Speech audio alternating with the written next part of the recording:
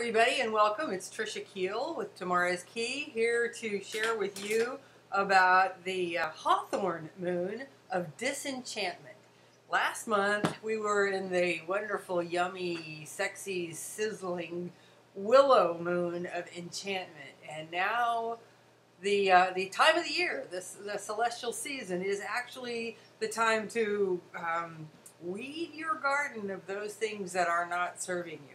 So the weeds in your garden may be thoughts that don't serve you well. It may be people that have great fun calling you up and dumping all of their problems and miseries right in your lap.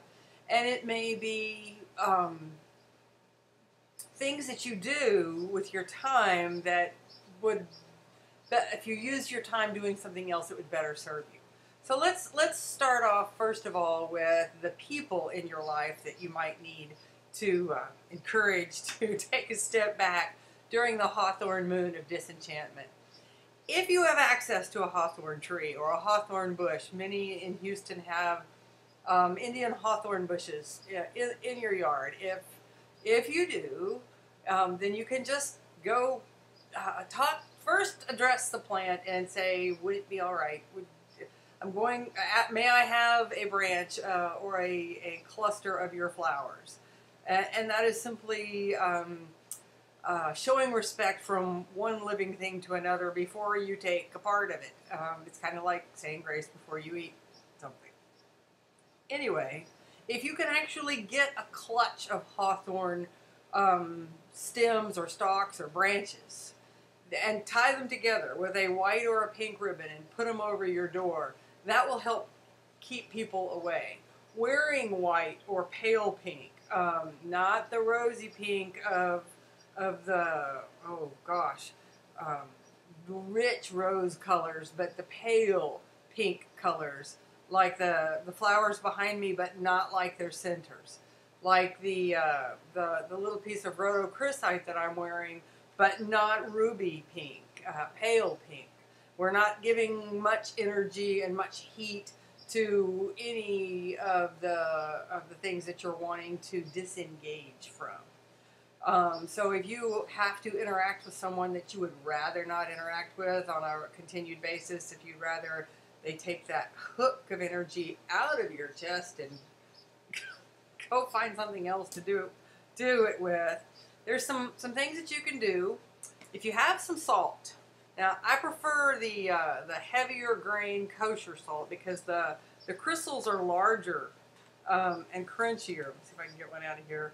I don't know that you can actually see this in the camera. No, and of course I have sprinkled it all over my desk. But these are larger pieces of salt that you may be able to see down in my hand now. Those are large chunks of salt. If you sprinkle those, like if you work in an office with lots of other people, you can sprinkle those under your desk, around your chair, and no one can see it.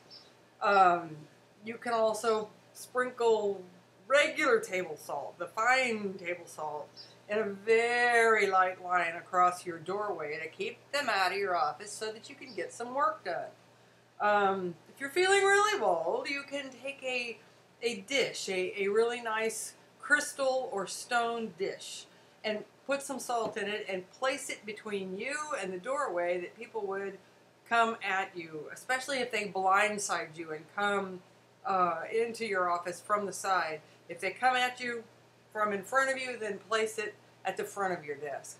And don't allow people to put their hands in it.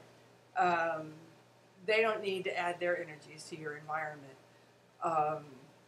If somebody gives you a hard time about it, simply place it in a drawer all the way in the back so that it's as close to them as possible. And you'll want to empty out that bowl of salt weekly and refresh it weekly to keep you away from that.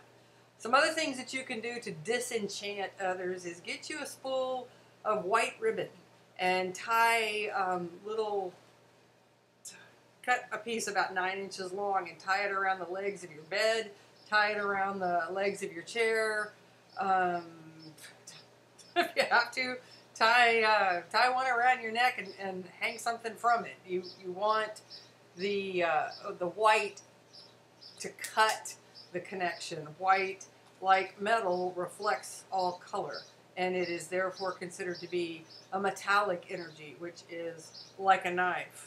So there's 3 quick ideas for you to help disengage from the energy vampires this month. I'll be back again soon with some more ideas for how you can take greatest advantage of the Hawthorne moon of disenchantment. Thanks again, Trisha Keel, Tomorrow's Key.